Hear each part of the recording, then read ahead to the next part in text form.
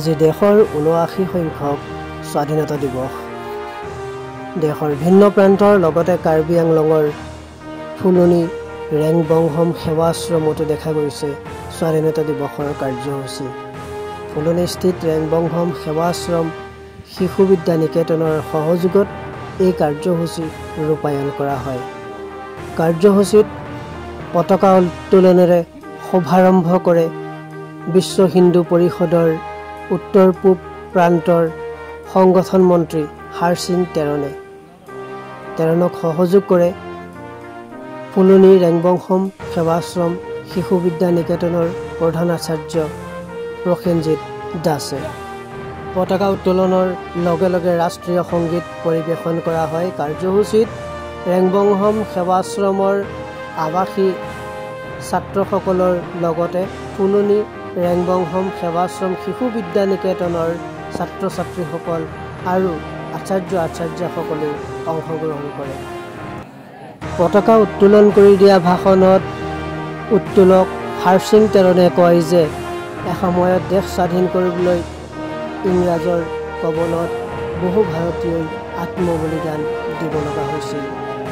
ইংৰাজৰ শাসন আৰু শোষণ নীতিৰ পাছত স্বাধীনতা লাভ কৰিলে বহু আন্দোলনকামী মুক্তিকামী জনতাৰ আত্মবলিদানৰ পাছত স্বাধীনতাৰ পাছতেই দেখা গৈছে দেশত শান্তি সম্প্ৰীতি আৰু ঐক্যৰ বাতাবৰণ।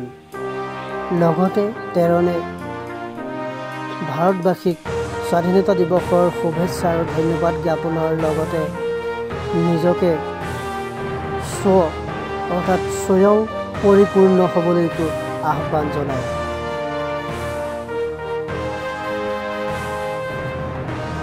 তো আজি আমাৰ ৰেংবংহম সেৱাশ্ৰম শিশু বিদ্যা নিকেতনত আমি ৭৯তম আমাৰ স্বাধীনতা দিৱস পালন কৰিছোঁ। আৰু এই স্বাধীনতা দিৱসৰ আমাৰ কাৰণে অতি গৌৰৱৰ দিন। আৰু আজিৰ দিনটো সকলোৰ কাৰণে মই সম্পূৰ্ণ ভাৰতবৰ্ষৰ কাৰণে শুভেচ্ছা জনাইছোঁ। আজি এই স্বাধীনতা দিৱস উপলক্ষে আমি সকলো নাগৰিকে খুব শান্তিৰে থাকিব আৰু ভৱিষ্যতেও আমাৰ এই স্বাধীনতাটো বাৰে বাৰে আমি পালন কৰি থাকিম। আৰু আমাৰ এই স্বাধীনতাৰ মূল উদ্দেশ্য আছে এই স্বটো আমি থাকিব লাগিব। আমাৰ স্বজাতি স্বভাষা স্ববেশভূষা এনেকুৱা ধৰণৰ আমি এই স্বাধীনতাৰ যিটো আজি দিনটো আমি ইতিহাসৰ কাৰণে আমি ৰচিত কৰিম। আৰু ভৱিষ্যতেও এই ভাৰত মাতৃ সম্পূৰ্ণ সৰ্বাংগীন উন্নতি কৰিবৰ কাৰণে সকলো নাগৰিকে মই অনুৰোধ জনাইছোঁ। আৰু সেই সৰ্বাংগীন উন্নতি হ'লে আমি সকলো ভাৰতবাসী আমি সুখ শান্তিৰে থাকিব। আৰু মই ভাবোঁ এই স্বাধীনতা দিৱসৰ দিনত আমাৰ সকলোকে মই ধন্যবাদ জ্ঞাপন কৰিছোঁ। আৰু যিবিলাকে আমাৰ এই স্বাধীনতাৰ কাৰণে প্ৰাণশক্তি দিলে সেই সকলক মই প্ৰণাম জনাইছোঁ। আৰু এই প্ৰণাম জনাই মই আজি এইটো স্বাধীনতা দিৱসৰ উপলক্ষে মই শুভেচ্ছা জনাইছোঁ।